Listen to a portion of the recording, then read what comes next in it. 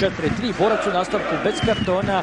Izraelci dobili samo jedan žuti karton. Dakle, pobjeda Borca 3-2. U 8. minuti je Branislav Krunić postigao prvi pogodak. Evo, sada ćemo vidjeti ovih 5 pogodaka sa utakmice. Odličan centaršut nakon kornera Mikića. Krunić dobar u skoku, 1-0 i nada za Banja Lučane da večeras mogu napraviti čudo. Onda 24. minuta, jedno pogrešno dodavanje Saše Kovačevića, brza akcija nogometaša Makabija. Evo, to je taj trenutak kada je pogriješio Kovačević. Na kraju je šutirao Vered, a loptu u mrežu pospremio Vladimir Hvališvili, najbolji igrač tima iz Haife večeras.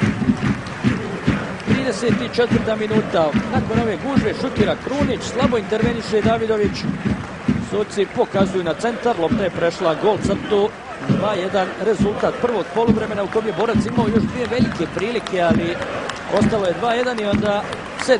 8. minuta igre u nastavku. Ponovo jedna izgubljena lopta, brza kontra, ovaj put Amaša u ulozi asistenta, a Hvališvili pogađa za rezultat 2-2 i praktično bio je to kraj nadanja da bi Borac mogao napraviti nešto, ali eto, uspjeli su stići do pobjede ovim golom iz 84. minute kojeg je postigao Nemanja Vidaković. Pobjeda Borca 3-2 u jednoj zaista lijepoj nogometnoj predstavi. Nažalost, Makabi Haifa ide u treće pretkolo, ali ne možemo se oteti utisku da je Borac